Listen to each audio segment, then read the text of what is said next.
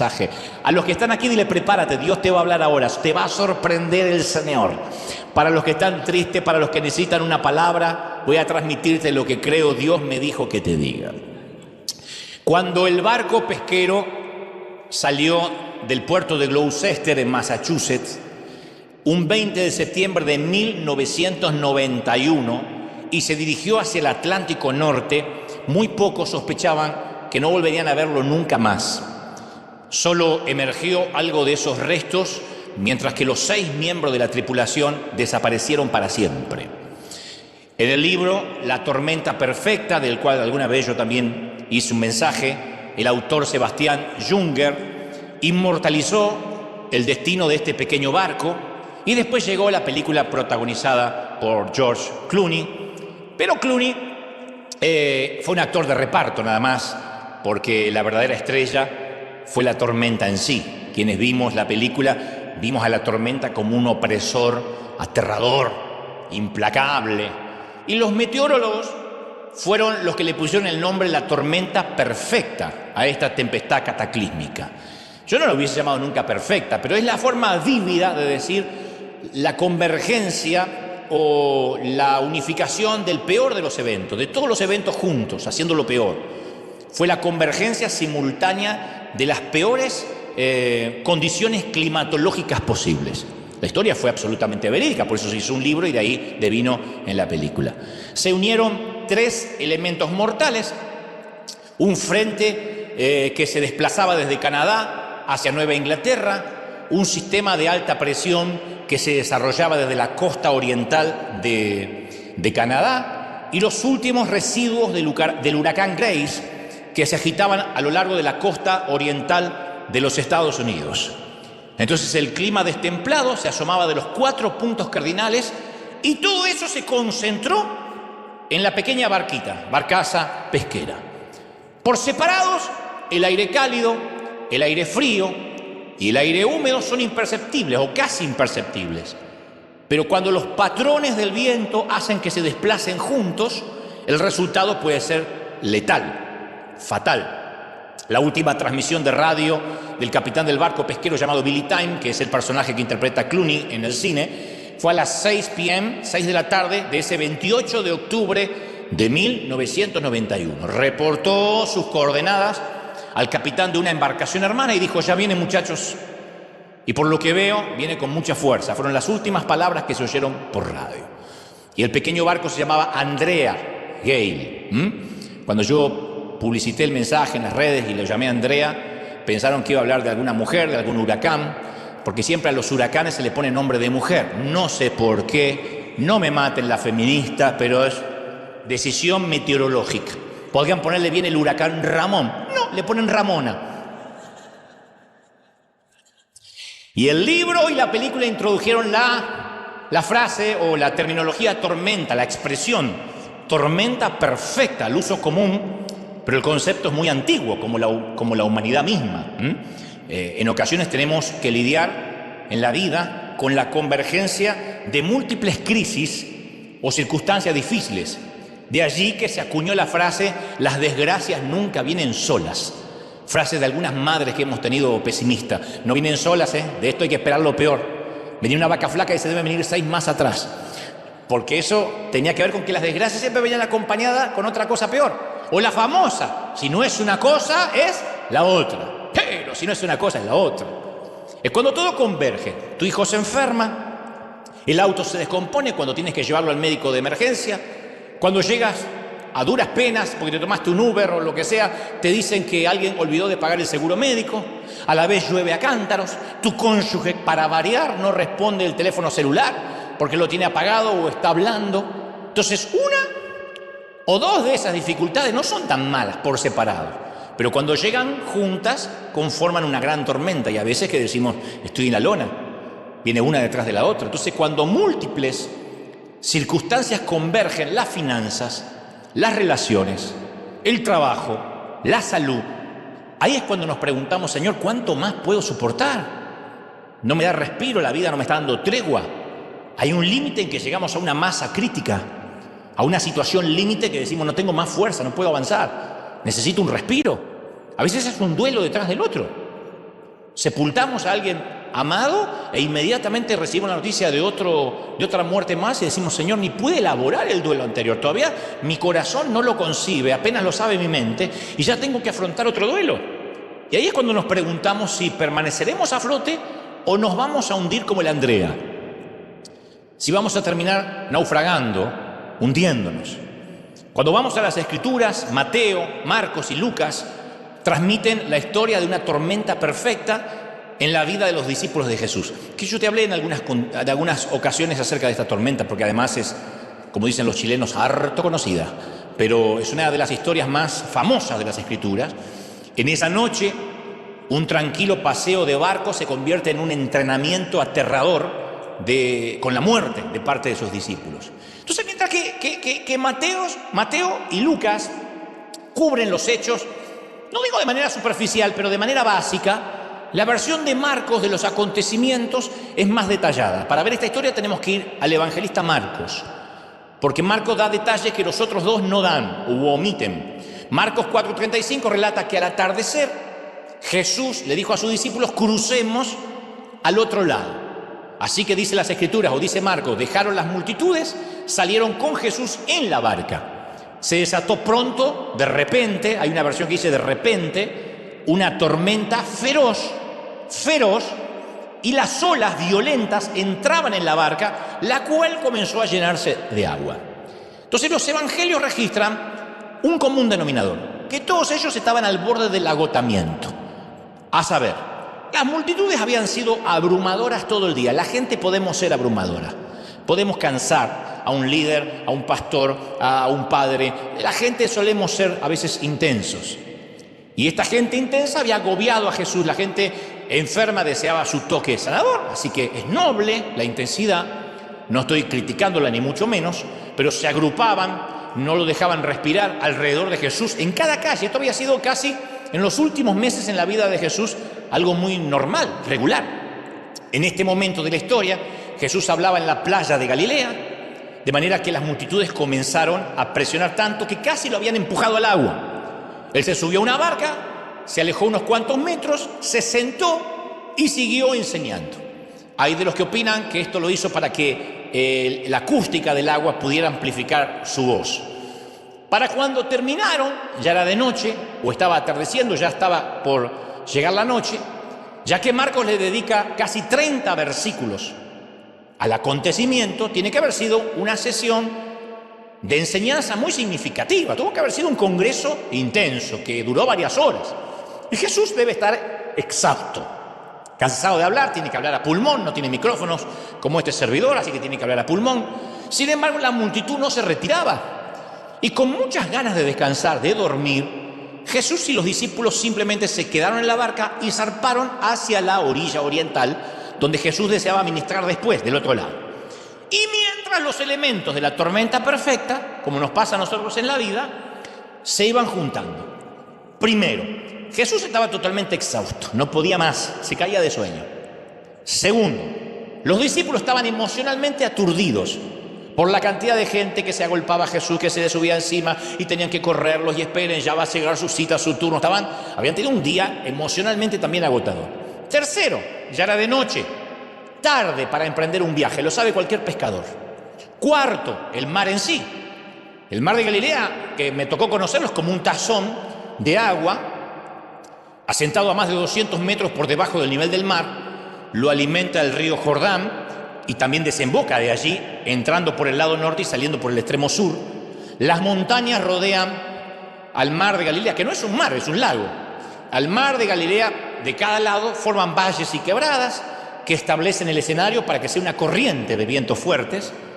Entonces, cuando el aire fresco de las montañas pasa rápido por los valles y choca con el aire cálido que se desplaza sobre el mar, las tormentas violentas surgen en cuestión de minutos. Y esto es precisamente lo que pasó. De manera que Marcos usa una palabra griega para referirse a la tormenta que puede traducirse como chubasco furioso o huracán. Él habla de un huracán, del modo que cuando veía las olas decía, esto es un huracán. Mateo describe la tormenta como un gran seísmo. Él dice, fue un seísmo, que es cuando se mueven las placas tectónicas y hay esos movimientos horizontales de la Tierra, de modo que el agua se revoluciona, como un terremoto. Ese término, el seísmo, todavía se usa en nuestro vocabulario. Sismólogo es la persona que estudia los terremotos. Sismógrafo es el aparato que los mide. Pero no todas las tormentas vienen de repente. En el campo, por años, esto me contaba mi papá, los agricultores ven la formación de las nubes y saben horas antes que viene una tormenta. Dice, viene una tormenta y debe durar más o menos esto por la intensidad, por el color de tanto estar en el campo. Nosotros porque ni miramos para arriba, no tenemos la menor idea. Y aparte en California, ¿para qué vas a mirar para arriba si acá cuando llueve es una orinada de gato, ni de moja? Pero en el campo sí, las cosechas dependen de eso. Mi abuela Ana, la alemana, solía hacer nuestro servicio meteorológico privado cuando éramos chicos. A ver, si a la abuela Ana le dolían los juanetes, lo callo, lluvia. Y dice, abuela, ¿y cómo puedes saber? Y porque coincide que el gato está panza arriba. Fíjate vos, detalle meteorológico. Si le dolía la artritis, ella decía, me duelen las coyunturas, era tormenta eléctrica. Ustedes dirán, ¿y qué base científica? No sé, la abuela sabía. Pero no se confundía, ¿eh? Decía, me duelen las coyunturas. ¡Oh! Hay unos rayos que parecía que era el Capitán América que estaba llegando. Y si le dolía la cervical, es porque venía granizo. El canal del clima llamaba a mi casa, decía, ¿qué dice la abuela? Y después lo comunicaban al país. Pero hay tormentas que llegan sin ningún aviso. Lo que daríamos por tener avisos de tormentas familiares, financieras, relacionales, que dicen, mire, de tal mes a tal mes viene una tormenta y va a pasar. Hay tormentas que no vienen sin aviso. No obstante, Jesús había guiado a sus muchachos directamente a una tormenta de esas.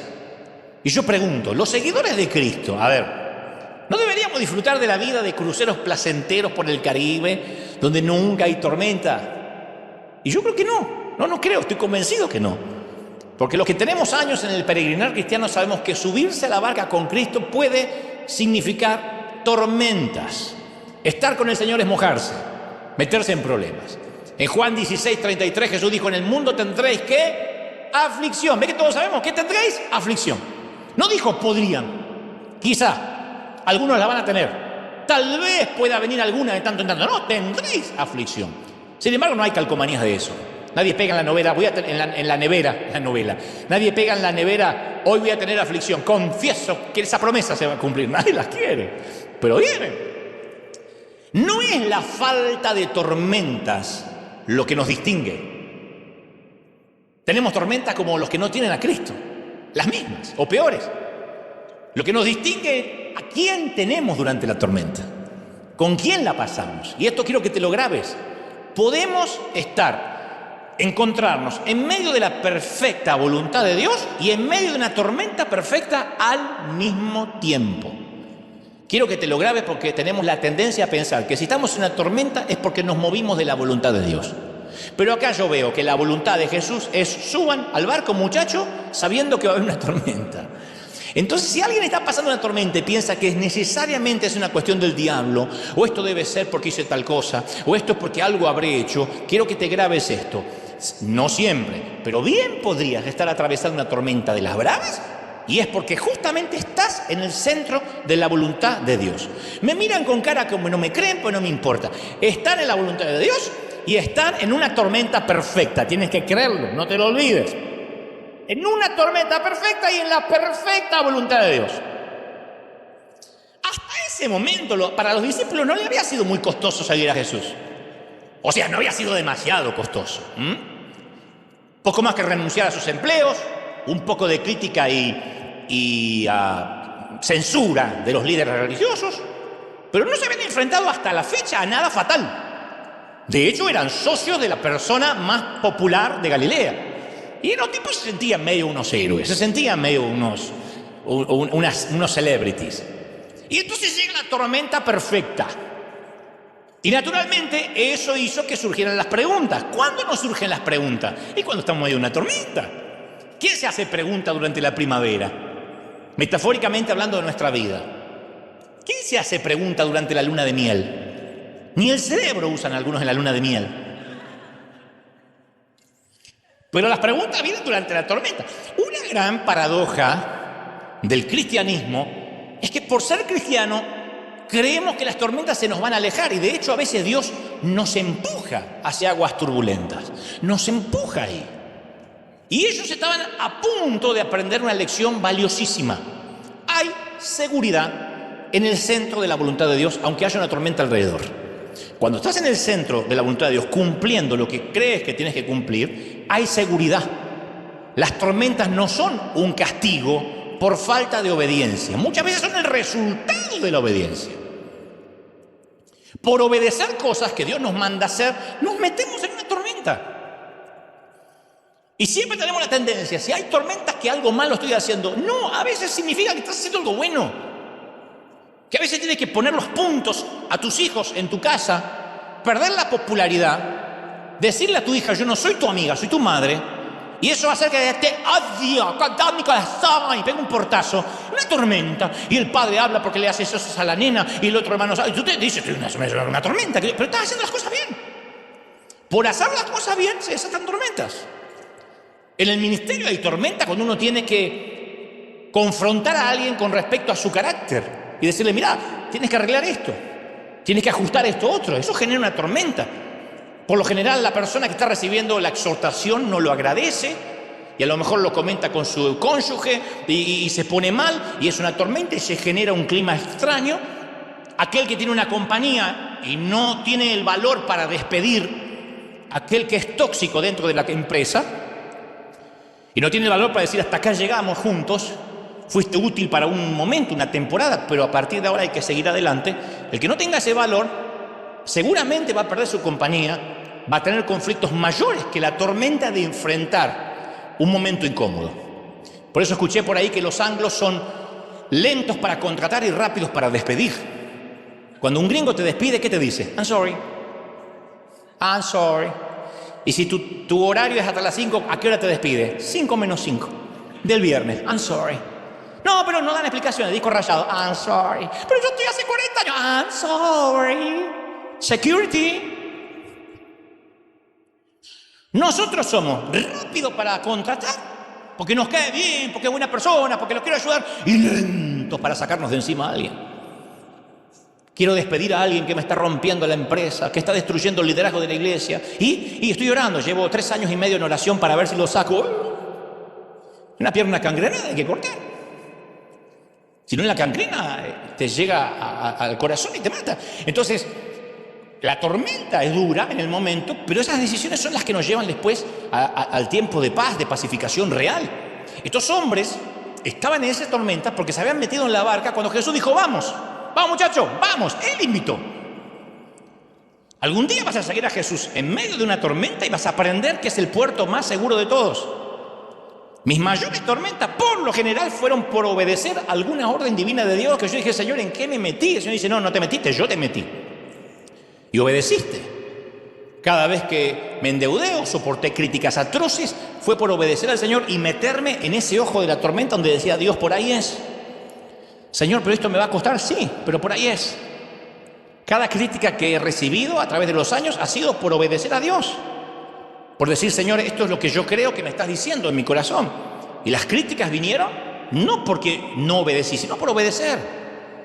Entonces, hay gente que yo sé que está ahora en el ojo de una tormenta, viviendo el epicentro de algo que se ha juntado en los 4 puntos cardinales de su vida y dice, Señor, yo no sé por qué estoy acá. Siento que me orinó un dinosaurio, que emprendo una cosa y me sale mal y me viene mal la otra cosa y encima no me salen los papeles y encima quebré y encima me mandaron a collection y encima tengo... Bueno, pero todas esas cosas que están pasando a veces no es causa de que el favor de Dios se fue, sino al contrario, que el favor de Dios está sobre tu vida y empezó a procesarte para ver qué tal eres como piloto de tormenta, si Él puede confiar cosas más grandes. ¿Están recibiendo esta palabra, sí o no? Cuando Él ve que puede confiarte cosas más grandes, se abren nuevas puertas. Yo lo he vivido durante la pandemia. No fue divertido pararme solo aquí durante 1 año y 3 meses, no sabiendo, como la mayoría de los pastores, qué iba a pasar, si las iglesias iban a cerrar para siempre, si alguien iba a regresar algún día, si la gente iba a solventar financieramente la visión. Pero el Señor me decía, yo necesito que en esta tormenta llamada pandemia pilotees, no te escondas. No te metas en una cocina y empieces con terror y temblor a pedir prudencia. Sé prudente, pero ponte como piloto de tormenta, diciendo: batallón del ejército de Dios, hasta nuevo aviso, no se muevan de sus puestos. Esto tiene que ver con algo que Dios va a hacer más grande, que ojo no vio, ni oído yo, ni ha subido a corazón de hombre. Eso nos mantiene y nos trajo hasta aquí. ¿Lo crees, sí o no? Y ahora, en el medio de la tormenta, los discípulos gritan y Jesús duerme. ¿Conocen la historia? Los truenos rugen y Jesús ronca, ruge más.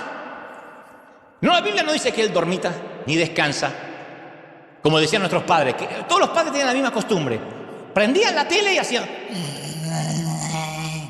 Y yo quería cambiar de canal. No cambié, estoy mirando. Si estás durmiendo, estoy descansando los ojos. Descansar los ojos, ¿no es dormir? Estaba durmiendo, no. Cerré los ojos nomás y estoy escuchando, estoy descansando los ojos. ¿Y cómo escuchas con el fondo del mar que tenés como ronquido? Es un hipopótamo que tiene de son track.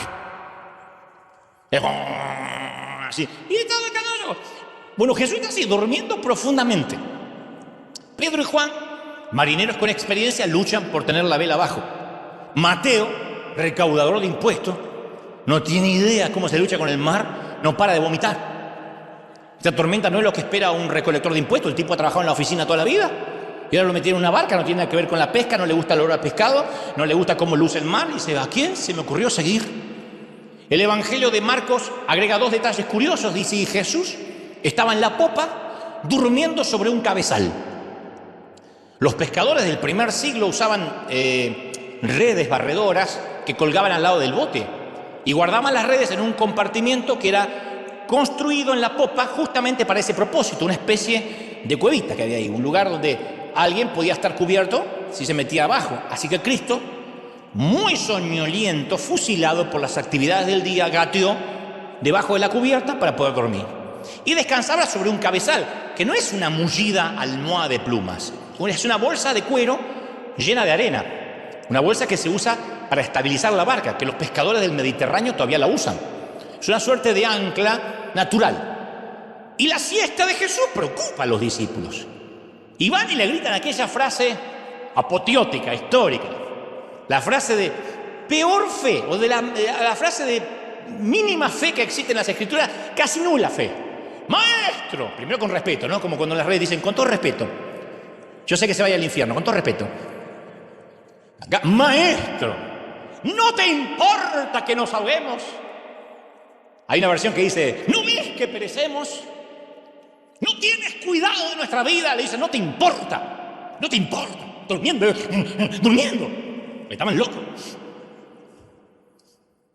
Hay una vieja canción que cuando niño cantábamos en mi iglesia en el coro, porque alguna vez canté en el coro, y no era porque sabía cantar, sino porque el coro era los que no tocan pandereta al coro, así se dividía.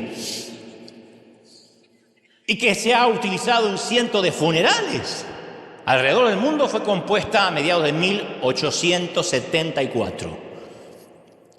Mary Ann Baker había perdido a sus padres a causa de una enfermedad, y la misma enfermedad se lleva a su hermano querido, la misma enfermedad. Y entonces ella siente que está literalmente en un duelo que no le da respiro al duelo anterior, en una tormenta perfecta. Y cuando ella recibe la noticia de que su hermano querido había muerto, se enojó muchísimo con Dios. Y ella cuenta que escribe esta canción enojada con Dios. El himno Maestro se encrespan las aguas. Eso lo cantábamos con el coro, pero es una canción de alguien enojado. No es otra cosa que el mismo reclamo de los discípulos.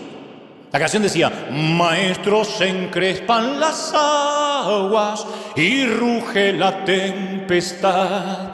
Los grandes abismos del cielo se llenan de oscuridad. Y después pregunta: ¿no ves que aquí perecemos? ¿Puedes dormir así? Cuando el mar agitado nos abre profundo sepulcro aquí. Y nosotros lo cantamos así todos muy ungidos. ¿Cómo puedes dormir así? Es una canción de enojo. Luego dice: los vientos, las olas oirán su voz, sea la paz, calma las iras del negro mar, y así la barquilla. Entonces muy coral para hacer todo como gato de rico, haciendo "oh, va el Señor". Pero una canción espantosa, con perdón de quien la compuso, de Mary Ann. Y los discípulos hacen la misma pregunta. No le preguntan a Jesús, Señor, Maestro, ¿será que puedes detener la tormenta? No le preguntan sobre la posibilidad. No hablan de su conocimiento. ¿Sabías que hay una tormenta? ¿O si va a poder hacer algo? Señor, ¿tienes experiencia de casualidad con la tormenta? Sino que presentan dudas respecto a su carácter. ¿No te importa? Qué feo es cuando lo primero que dudan es de tu carácter. ¿No te importa que nos estamos muriendo? Eso es lo que hace el miedo. Corroe nuestra confianza de la bondad de Dios. Comenzamos a preguntarnos si acaso Dios puede dormir durante nuestras tormentas. Si sus ojos están cerrados justamente cuando nosotros los tenemos demasiado abiertos toda la noche. ¿Le importamos? Señor, ¿yo te importo? El miedo siempre desata una multitud de dudas. Y nos afecta la memoria, Los discípulos tenían cientos de razones para confiar en Jesús. A esta altura ya lo habían visto sanar enfermos de toda dolencia en el pueblo. Pero ¿sabe lo que hace el miedo? Crea una suerte de amnesia espiritual. Embota nuestra memoria acerca de la fidelidad de Dios. No importa que Dios ya te sacó de tormentas anteriores. Pensamos que ahora en esta se durmió. Y nos hace olvidar lo que Jesús hizo. Nos reduce a una gelatina temblorosa, lleno de pánico. O sea, creemos en Dios. Nadie de los que está acá dudo que diga, yo no creo. Creemos en Dios, pero no estamos seguros de su presencia con nosotros. Y esa es una deficiencia muy significativa de la fe. Creer en Dios y no estar seguro de su presencia contigo es lo mismo que no creer nada. Decir, pero a ver, yo creo en Jesús, pero lo que no creo es que esté conmigo en medio de esta crisis. Esa es la crisis que los discípulos se enfrentaron.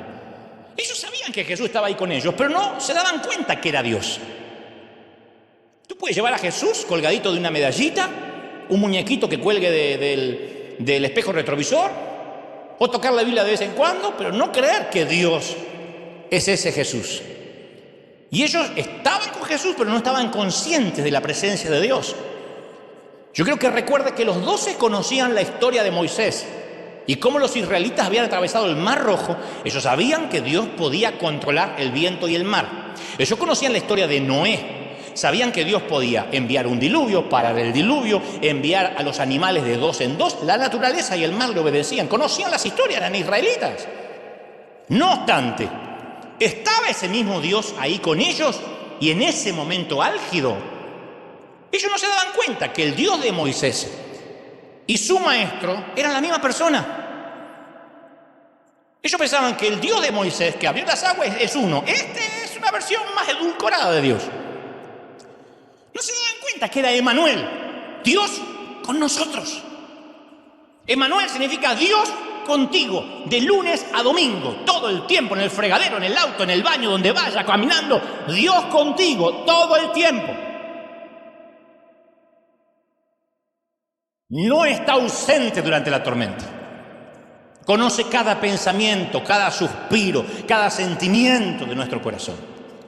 Y mientras que nosotros a veces observamos los cielos oscuros, el Señor se enfoca en la persona que está transformando y que Él quiere que seamos. Y dice, no, Dante, esta tormenta te va a hacer bien, vas a salir de esto más fortalecido. Él ve las tormentas como el proceso de formación. No nos gusta. Cuenta que un día un campesino le pidió a Dios que él pudiera mandar sobre la naturaleza lo que quisiera, lluvias, agua. Él dijo, quisiera yo, muy parecido a la película Todopoderoso de Jim Carrey, quisiera ser Dios, pero no con el resto del universo, sino con mis campos, con mi siembra, para que me rindan mejor mis cosechas. Y Dios se lo concedió. Entonces, cuando el campesino quería lluvia ligera, sucedía. Cuando pedía sol, brillaba en todo su esplendor.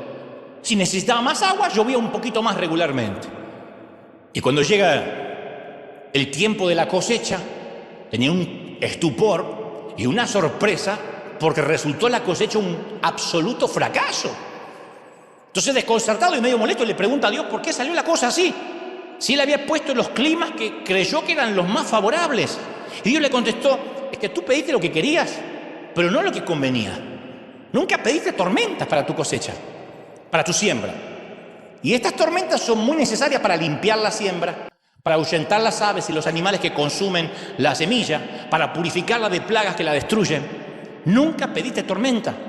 Y nosotros como el campesino no queremos tampoco pedir tormenta. Nadie dice, a ver cómo viene este año, 31 de diciembre, ojalá que el año que viene venga con muchas tormentas, Mi amor, invita a tu mamá a pasar unos días en casa. Nadie quiere tormentas. Pero las tormentas son necesarias. Jesús se despertó, reprende al viento y le dijo a las olas, ¡silencio! ¡Cálmense! Exactamente como uno pide silencio a los hijos cuando intenta dormir. No dice, chicos. Viste que uno sale con los pelos parados así desencajados. ¿Qué? Y el compañerito, tu hijo, le dice, ¿quién es esa? No sé, una señora que dejamos dormir acá. Un tipo raro que viene y de repente el viento se detuvo y hubo una gran calma. Y el pasaje dice que Jesús reprendió al viento como un padre reprende a un niño travieso. Y el viento le obedece como le obedecían las legiones de demonios, porque Jesús tenía poder sobre lo natural y sobre lo sobrenatural. Ahora la pregunta es, a ver, vamos a pensar juntos. ¿Ocasionó Jesús la tormenta simplemente para poder calmarla y desarrollar la fe en sus discípulos? Dijo, voy a desarrollar una tormenta, te pido que venga una tormenta para que estos muchachos aprendan. La Biblia no da una respuesta explícita, directa. Yo me inclino a pensar que no. Él no necesitaba crear tormentas nuevas para demostrar su verdadera naturaleza, porque ya la vida, el mundo caído, provoca tormentas por sí solo, ¿no? Ya el mundo tiene demasiadas tormentas como para que el Señor se ponga a fabricar más. Las obras del enemigo están siempre aquí. Por eso yo siempre digo, ni siquiera el enemigo en persona viene a traerte un problema. Son sus obras las que permanecen. El mundo caído las que hacen que las tormentas nos sorprendan. No, yo creo que el Señor desarrolla nuestra fe usando las tormentas que ya están. Porque yo no veo razón para no creer que Jesús se fue a dormir con el único propósito que era obtener un descanso que estaba necesitando. Pero fue rápido, expeditivo, para usar la tormenta como una oportunidad apropiada para enseñarles algo. Entonces la tormenta le proporcionó la atención total de los muchachos. Dijo, bueno, vamos a aprovecharla para enseñarles algo. Y yo te puedo decir con absoluta certeza que no hay nadie aquí hoy en el Harina, ni mirándonos a través del streaming, que tenga escasez de tormentas en su vida. Siempre estamos en uno de tres lugares. Mirá qué palabra alentadora te voy a dar. ¿Nos dirigimos hacia una tormenta? ¿Estamos en medio de una? ¿O estamos saliendo de la tormenta? Pero no hay un barquito que dice, a mí yo nunca, la verdad que no me entero. O vives dentro de una nuez, porque o estás en una, estás saliendo, estás entrando. Porque vivimos en un mundo complejo y hay problemas de todo tipo que se tejen en la tela de la vida. Entonces, a veces creemos tener todo bajo control, hasta que de repente hay algo que ya no lo tenemos bajo control. Una o varias cosas ya no dependen de nosotros. Eso es lo que nos da cierto miedo en la vida. Hablaba hace una semana con alguien que le tiene pánico a volar y me decía, ¿sabes cuál es el secreto por el cual, no sé si el secreto, el detonador, por el cual tengo miedo a volar? Que no tengo el control de nada. Y le digo, cuando vas en el asiento del acompañante del automóvil, tampoco. Me dice, sí, tengo el control de la puerta, me puedo tirar. La cosa se pone fea, me tiro. Pero en el avión, ¿dónde me tiro? Aparte no veo el chofer. No veo qué está haciendo, si está borracho, si está dormido. No le veo cara de preocupación. Entonces, la falta de control en la vida nos mete en una tormenta, hace que le tengamos miedo a lo que no podamos controlar. Y aunque Dios no crea las tormentas en nuestra vida, Él hace lo que Jesús hizo esa noche en el mar de Galilea. Se vale del mar agitado para fortalecer nuestra fe. ¿Lo crees de verdad, sí o no?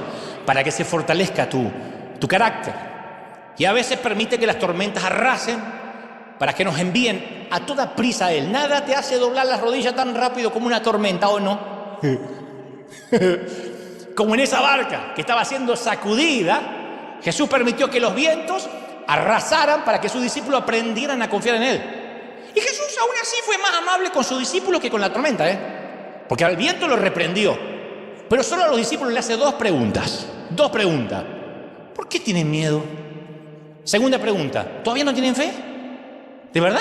¿No es lo milagro que habían visto estos tipos? ¿De verdad? Primera pregunta, ¿por qué tienen miedo? Segundo, ¿por qué no tienen fe?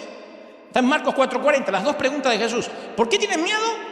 ¿Y por qué todavía no tienes fe? ¿Por qué todavía no tienes fe? Entonces acá hay una gema, hay una verdad espiritual clave. Lo opuesto a la fe. Si él dice, ¿por qué tienes miedo? Y después dice, ¿por qué todavía no tienen fe? Es porque lo opuesto a la fe no es la incredulidad. Lo opuesto a la fe es el miedo. ¿Por qué tienes miedo? ¿Y por qué no tienes fe? La fe engendra confianza. La incredulidad engendra temor gelatinoso. Y lo que verdaderamente me intriga acerca de esta historia es que Jesús reemplaza un temor por otro temor. Porque después que los tipos están boquiabiertos, maravillados por la repentina calma, porque esto es así, lo viento, imaginen la peor película catástrofe, se dice, ¡enmudece! Y pasa un pajarito. Estaban aterrados, dice, los discípulos estaban completamente aterrados. De manera que dijeron, ¿quién es este hombre? Hasta el viento y el mar le obedecen. ¿Quién es este hombre? Mirá lo que vienen a preguntar los tipos. ¿Y a quién están siguiendo, cabezones? Marcos 4:41. ¿Quién es este hombre que hasta el mar y los vientos le obedecen? Y hay varias traducciones de la Biblia que dicen, se llenaron de profundo miedo. Claro, se dieron cuenta que estaban delante en presencia de un poder que residía en una persona más poderosa que la violencia de un mar tormentoso. Pero no obstante no le caía la moneda que era Dios. Porque dijeron, ¿qué clase de hombre es este? Nunca dijeron qué clase de Dios es este. ¿Qué clase de hombre es este? Fíjate, todavía no les cayó la moneda. Todavía le hace falta unas cuantas tormentas más. ¿Quién es este hombre? ¿Cómo este hombre? Todavía estaban enfocados en su humanidad. En ese momento los discípulos todavía estaban aprendiendo la verdad extraordinaria que más tarde Pablo le diría a los colosenses, en Colosenses 1:16, le diría, por medio de él, Dios creó todo lo que existe en los lugares celestiales y la tierra. Nunca se les cruzó por la mente a estos cabezones de que Jesús había creado el mar de Galilea y que los vientos y las aguas eran de él, que estaban con el dueño. Entonces estos tipos estaban en el salón de clases con forma de barca y comenzaban a reconocer que Jesús era mayor que cualquier persona que habían conocido, y el temor de los discípulos hizo una transición crítica y pasó de estar centrados en ellos a estar centrados en Cristo. ¿Quién es este? Ya no estaban preocupados por hundirse, estaban impresionados con Jesús. Los temores debilitantes estaban siendo reemplazados por un temor fortalecedor de Jesús. Esto es lo que quiero regalarte, quiero que lo ates a tu cuello, lo escribas en las tablas de tu corazón, en tu agenda y lo tuitees.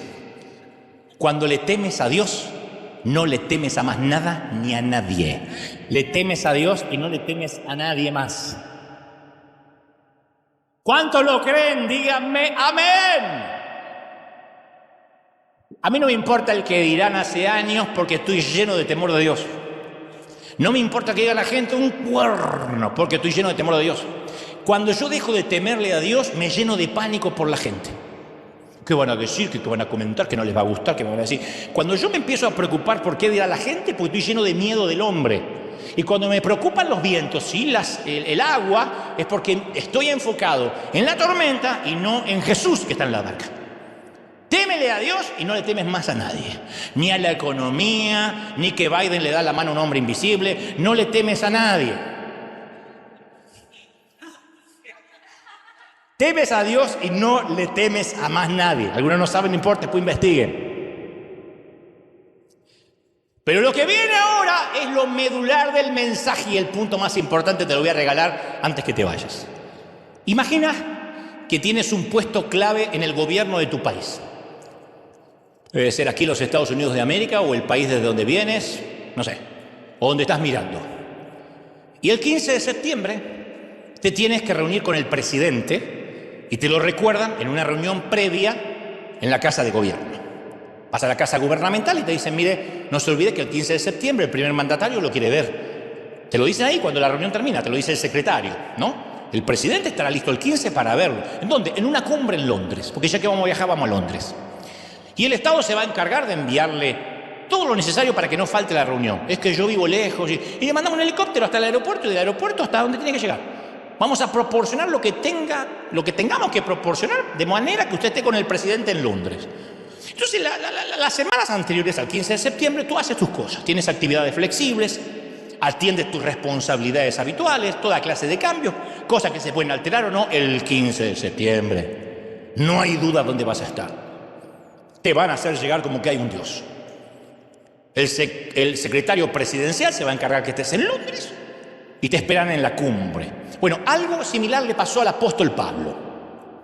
Casi fue linchado por una turba de judíos. Los romanos lo arrestan por su propia seguridad. Y Hechos 23:11 relata esa noche. Escucha, porque esto te va a volar la tapa de los sesos. Esa noche, todos trajeron sesos, ¿verdad? Se los va a volar. Esa noche, el Señor le apareció a Pablo y le dijo: ten ánimo, Pablo, el tipo está preso. Una tormenta. No hay peor cosa que estar privado de la libertad legítima. No temas, Pablo, porque así como me has sido testigo en Jerusalén, debes predicar este mismo mensaje en Roma. Entonces, le dijo dos cosas esta visión del Señor a Pablo. Primero, que iba a Roma. Le da un destino.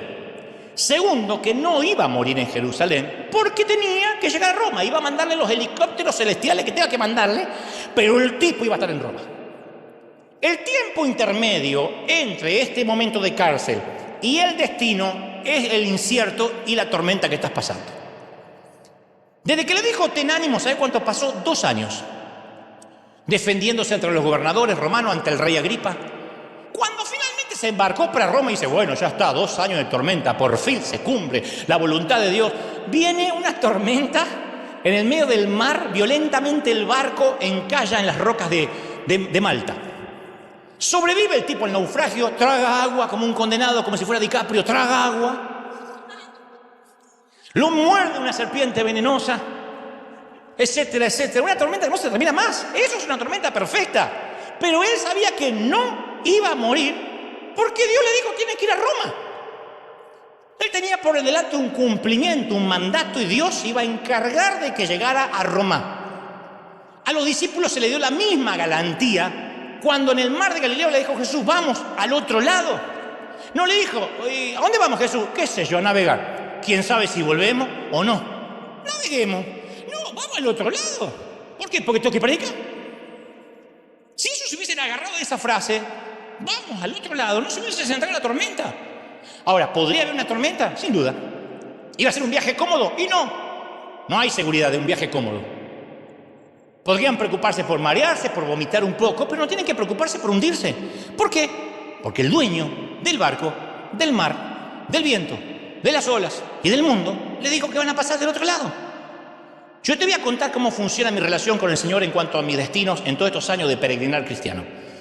El Señor sabe que puede contar incondicionalmente conmigo, pero yo siempre le pido al Señor, lo necesito, una foto del destino. Muéstrame una foto. Mientras que me estoy bañando, mientras que me tomo un Malbec mendocino. Bueno, ahí no, porque por ahí puedo dudar, sí, pero muéstrame una foto.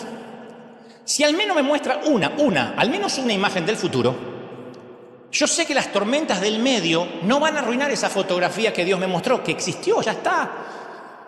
Todo lo que he vivido alguna vez fue una foto en mi mente que Dios me regaló. Y hay fotos que todavía no las he vivido, pero yo sé que ya las vi y esas fotos van a pasar. En mi vida funciona como la trilogía de Regreso al Futuro de Robert Zemeckis, cuyo momento más crítico era cuando el doctor Emmett Brown decía que un viaje en el tiempo alteraba los acontecimientos sucedidos en el pasado y eso daba resultado a una elipsis, a un tiempo alternativo, y la línea del tiempo original se borraba, ¿se acuerdan? Por eso Marty McFly, mirá lo que te estoy contando, por el mismo precio, por eso Marty McFly tenía que hacer que sus padres se enamoraran para que la fotografía de él y sus hermanos no se evaporaran. Marty, tienes que hacer que ellos se enamoren porque de otra manera ocasionaste una paradoja en el vórtice temporal. ¿Se acuerdan eso? Para nosotros no es distinto. Desde nuestro punto de vista, los días por delante son inciertos. No sabemos el contenido del futuro ni cuántos días serán. Sin embargo, conocemos el destino, vimos la fotografía. Tú dices, ¿y qué foto vi yo? Juan 14:1 se nos ha dicho que Jesús fue a preparar lugar para nosotros del otro lado. Alguien tiene que decir, esa es mi foto.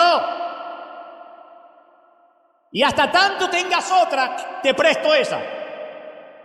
Entonces, número 1, la Biblia ya te habla de un desembarque seguro, que vamos a llegar al otro lado. Hay dos destinos que deben llamar la atención: destino temporal y destino final. Y Dios nos asegura que el destino final está asegurado. No es que Dios te borra del libro de la vida, te vuelve a escribir, te borra del libro de la vida, te vuelve a escribir, te vuelve a y ya hay un borrón, dice, bueno, no tomás porque este ya es un desgraciado. No. Él dice que fuimos comprados por precio de sangre. Y eso debería disipar toda clase de miedo a las tormentas. Se nos dice que los que están en Cristo somos salvos. ¿Se nos garantiza que no habrá tormentas en el camino hacia el destino final? No. En Cristo hasta la muerte pierde su poder. Y Jesús ofreció estas palabras de atención a sus discípulos. En Juan 10:27, mis ovejas escuchan mi voz, dijo el Señor. Yo las conozco. Ellas me siguen. Les doy vida eterna. Nunca perecerán. Nadie puede quitármelas, porque mi Padre me las ha dado. Y Él es más poderoso que todos. Nadie puede quitar mis ovejas de las manos del Padre. El Padre y yo somos uno. Alguien tiene que decir amén. Nadie. Refútame eso. Nadie. Entonces la palabra de Dios dice que debemos esperar aguas tormentosas. A mí me parece iluminador que el apóstol Santiago, el medio hermano de Jesús, usara la metáfora de mar turbulento cuando habló de las pruebas. Él dijo que a veces seremos como una ola del mar, que el viento arrastra de un sitio a otro, Santiago 1:6. Y describe Santiago, amados hermanos, cuando tengan que enfrentar todo tipo de problemas, considéralo como un tiempo para alegrarte mucho. De verdad, viene la suegra y sonríe, porque te lo dice Santiago. Observa que dice si acaso, cuando vengan las pruebas. La Biblia nunca prometió cielos despejados, nunca prometió veranos eternos. Ni siquiera Jesús vivió una vida perfecta, libre de tormenta, no estuvo exento. Hebreos 5:8 nos dice que a Él se le permitió sufrir, y Romanos 8:32 dice, Dios no se guardó ni a su propio Hijo, sino que lo entregó por todos nosotros. ¿Estamos de acuerdo, sí o no? Permitió que su Hijo sufriera por nosotros para librarnos del castigo que nos merecíamos. Si el Señor tuvo que sufrir, ¿por qué estaríamos exentos? Después lo explicó en Mateo 10:24, los alumnos no son superiores a su maestro, ni los esclavos superiores a su amo. La Biblia está llena de relatos en Hebreos 11, que es una recopilación de gente pilotos de tormenta. Pablo relata sus propias experiencias y no habla metafóricamente. 4 naufragios tuvo Pablo al menos, de verdad. Pero él siempre tenía la foto del destino. Y yo sé como tú, que algún día no tendremos más fotografías del futuro. Llegará el momento en que yo ya no las pueda ver, que miraré hacia el futuro y no hay nada. Entonces sabré que mi tiempo está terminando aquí. Entenderé el mensaje que ya no se me asignaron destinos de este lado del sol y que entonces estoy listo para irme al hogar en paz. Mientras tanto, mientras que se me asignen destinos de este lado del sol, no me promete que no habrá tormentas, ni que voy a esquivar las gotas de lluvia. Pablo escribe en capítulo 4, versículo 12, en su libro que lleva su nombre, capítulo 4, versículo 12, queridos, no se sorprendan cuando las pruebas de fuego vengan y las tengas que atravesar, como si algo extraño te sucediera, como que el diablo se enojó. Alégrate mucho, porque esas tormentas, esas pruebas, te hacen partícipe del sufrimiento de Cristo, para que tengas la inmensa alegría de ver su gloria cuando sea revelada a todo el mundo. Y Jesús nos dio las claves para sobrevivir. Él dijo, 2 casas, 2 constructores, ¿se acuerdan? Uno sobre la roca y uno sobre la arena. La arena representa los valores poco profundos, los valores en los cuales edifica el mundo. La roca representa a Cristo. Pero para ambas casas el pronóstico del tiempo es que viva sobre la roca o viva sobre la arena, mi abuela Ana te dirá, me duelen los juanetes, la artritis y la cervical. Y cuando la tormenta arrase, la primera casa se derrumbará en la arena y el mar se lo llevará a las profundidades. La otra casa va a permanecer firme, soportando los vientos más violentos. Y en décadas de ministerio, te doy mi palabra, yo he vivido y he visto eso en mucha gente. La gente que coloca su confianza en Dios, porque ha construido su vida sobre la roca, no se puede mover, pase lo que pase. No lo mueven ni los duelos, ni las tragedias, ni los infortunios. Hay roca en el fondo. La palabra dice que el Salvador está a bordo. ¿Tú lo tienes a bordo, sí o no? Y los discípulos eran demasiado inexpertos para tener esta cuota de fe. Y tal vez tú eres así esta mañana. Te identificas con Cristo, pero no tienes la seguridad Cuando las nubes ya no se van y se quedaron ahí sobre tu hogar. Cuando el cielo se oscurece, tienes muchas preguntas. Si quedarte en la barca con Jesús o quedarte en la playa con la esperanza de evitar la tormenta. El tema es que esto no es una opción, querida, querido. Puedes correr, pero no te esconderás de la lluvia. Las tormentas te encontrarán. No puedes decidir si la lluvia te llegará o no. Solo puedes decidir si llevarás o no llevarás paraguas. Y tú dices, pero él está dormido, mi vida no le interesa. No permitas que el silencio aparente te lleve a esa conclusión errónea. Él dijo, nunca te fallaré, nunca te abandonaré. Voy a estar, como les dijo a sus discípulos, siempre hasta el fin de los tiempos. Son promesas. Nunca ha dejado de cumplir una. Hay solo un hecho indiscutible en tu vida, solo uno. Puedes tener papeles o no. Puedes ser soltero o casado, con suegra o sin suegra, con diablo o sin diablo. Pero te puedo decir una cosa. Tienes la seguridad que el Señor estará contigo siempre. Que tú no comprendas el hecho, que no confíes en otra cosa, pero Él siempre estará contigo. Siempre. ¿Tú lo crees? La roca es el único fundamento a prueba de tormentas. El Salmo 46 dice, Dios es nuestro refugio, nuestra fuerza, siempre para ayudarnos en momentos de dificultad. No temeremos cuando vengan terremotos y las montañas se derrumben en el mar, que rujan los océanos, que hagan espumas, que tiemblen las montañas, que suban las aguas. Yo seguiré confiando en Dios. Yo seguiré confiando en el Señor. Alguien tiene que decir amén. ¡Aleluya! ¡Wow! No, aplaude más que eso para que se escuche en todo el mundo. ¡Wema! ¡Aleluya! Mirá, hay dos ejemplos bíblicos de cómo la fe puede crecer hasta hacerse completa en nuestra vida. David escribió, Salmo 56:3. Entonces te voy a recetar una medicina y una más fuerte después. Esta sí te duele un poquito la cabeza. Si estás medio mareado es un Dramamine. Cuando tengas miedo, cuando tengo miedo, dijo David, en ti pondré mi confianza. David dijo, cuando yo tenga miedo voy a poner la confianza en Dios. La segunda medicina la trae Isaías. Isaías 12:2 dice, confiaré en Él y no tendré miedo. David dice, si tengo miedo, confío en Él. Dice Isaías, no, yo voy más allá, me tomo 2 pastillas, yo no voy a tener miedo. Son 2 medicinas, la de Isaías es una dosis más fuerte. Si tienes una fe que te ayuda a lidiar con el miedo en las tormentas como David, lo celebro, está bueno. Pero ¿no te gustaría desarrollar una fe como la de Isaías, que eres permeable al miedo? Dice, a mí ya no me mueve nada, Puede pasar lo que pase. Cuando los discípulos se metieron en la barca con Jesús, ni siquiera tenían la primera clase de fe de David. Pero ahí, cuando bajaron de la barca, alcanzaron un nuevo nivel de fe. Llegaron a ser intrépidos, se transformaron en mártires. Si ese día hubiesen tenido una fe madura en la barca, habrían podido acurrucarse y tomar una siesta con Jesús.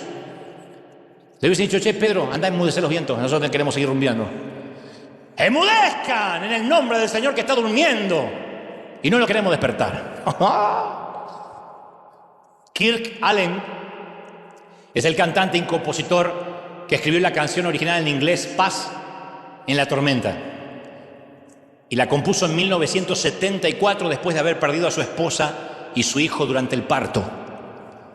No tenía manera de consolarse y el Señor lo llevó a escribir esa letra maravillosa. La versión en español recorrió América Latina, se estableció en el acervo mundial de innumerables congregaciones católicas y protestantes.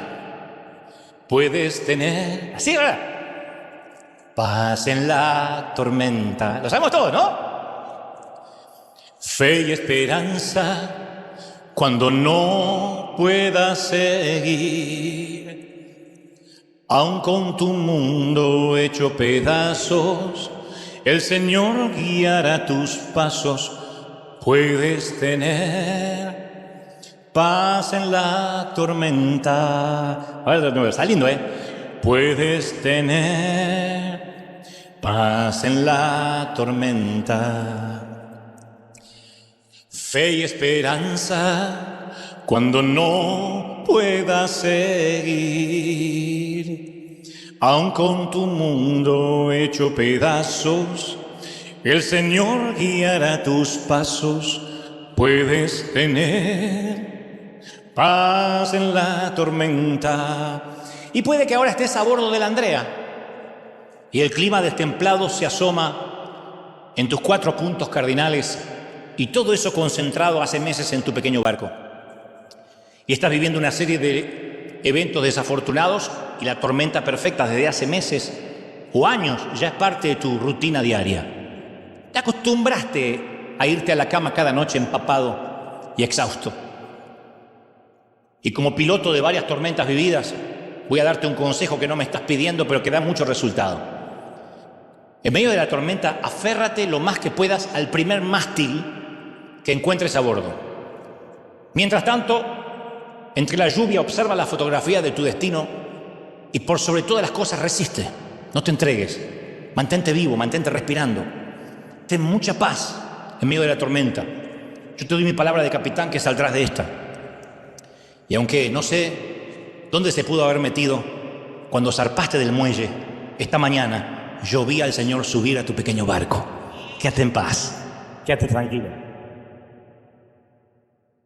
¡Vamos, celebra el Rey de Reyes! ¡Aleluya! Vamos, celebra, celebra, celebra. Dale un aplauso grande al Señor y dile, aunque esté en el Andrea, Él me sustentará, Él me sostendrá. Dale ese aplauso, celebra al Rey de Reyes. ¡Aleluya! El Rey te va a sostener. ¡Wow! ¡Impresionante! ¿Cuántos reciben esta palabra? Díganme amén. Levanta tus manos al cielo, quiero orar por los que están recibiendo al Señor por primera vez aquí o en casa, para los que escuchan en alguna parte del mundo o aquí en cada rincón de la ruina. Me dice el Señor que te diga, vamos a salir, vamos, clama al Señor, adora, dile, Señor, hay paz en mi corazón. Aun cuando no me prometas que la tormenta terminará en tal fecha, mañana, pasado, en unos días. Tú dices, Señor, yo confío en ti, tú estás en mi barca, nunca me dejaste. Vamos, comienza a adorar a Dios por eso. No pidas para salir de la tormenta, no es el momento ahora. Dile, Señor, gracias por estar conmigo, gracias por no dejarme. Yo pude sentirte allí en la sala de cuidados intensivos, pude sentirte en el funeral. Estaba sosteniendo mi mano fuerte cuando era una niña en el panteón. Tú me abrazabas fuerte y me decías, pequeña, saldremos juntos de esto. Y tú estuviste allí, Señor, aún durante el abuso. Tú me ayudabas a soportar. Tú me estuviste ahí cuando me abandonaron, cuando me dijeron que no me amaban, cuando me dijeron mis padres que no me querían. El Señor dice, yo no te he dejado, yo te he sostenido por la mano todos estos años. Mira hacia atrás y cuenta mi fidelidad. Aún cuando no sabías ni qué comer ni cómo salir adelante, cuando tus noches eran oscuras y tenebrosas, yo te sostuve, dice el Señor.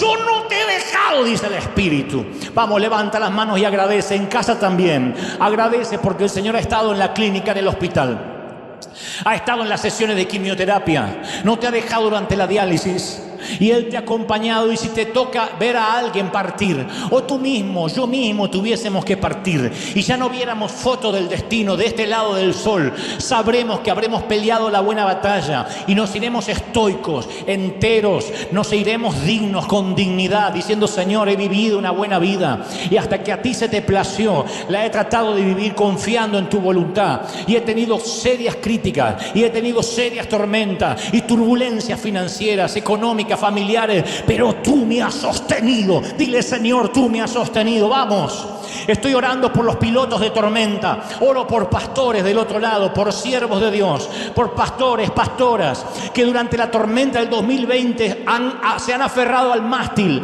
y han dicho, Señor, ¿qué va a pasar? Pero han creído en Dios. Por tanto, no has bajado los brazos, dice el Señor. Por cuanto no te has entregado, por cuanto has resistido, yo te voy a bendecir. Yo voy a abrir los cielos pronto. Los cielos se van a abrir, los cielos se van a abrir, la lluvia va a parar. ¡Uy! Impresionante. Todos orando, todos.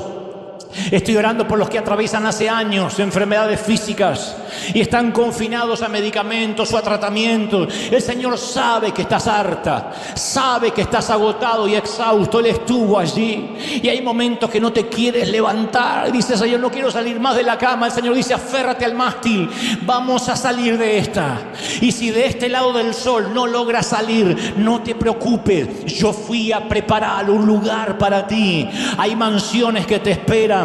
Yo te espero del otro lado y vas a agradecer que te haya llevado. o sea como sea. Dile: Señor, gracias por la vida. Y si viene la muerte, ¿dónde está, muerte, tu aguijón? ¿Dónde, sepulcro, tu victoria? No hay tormenta tan grande, no hay montaña tan grande que Dios no la mueva, no hay tormenta tan fuerte que Dios no la pare, que Dios no la disipe.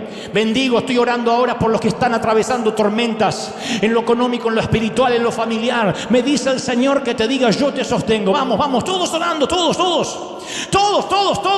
Esta oración está llegando a los continentes, está llegando a sitios recónditos. El Señor te sostiene, querido. Tu barca no va a naufragar, tu barca no va a zozobrar. Dice el Señor: yo te sostengo, hijo mío, yo te sostengo, querida. Padre, yo he transmitido a este tu pueblo, a estos tus hijos, a estos tus capitanes de navío, lo que creo me has dicho que les diga.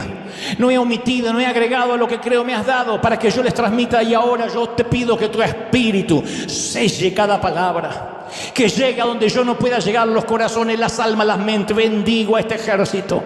Sopla, Dios, corriente del Espíritu, es una doble porción de tu Espíritu. Yo los bendigo, yo suelto sobre ellos bendición hasta que sobreabunde. Lo creo, Dios, lo declaro. Bendigo a este tu pueblo, declaro bendición en todas las áreas y declaro que los mejores días están por venir.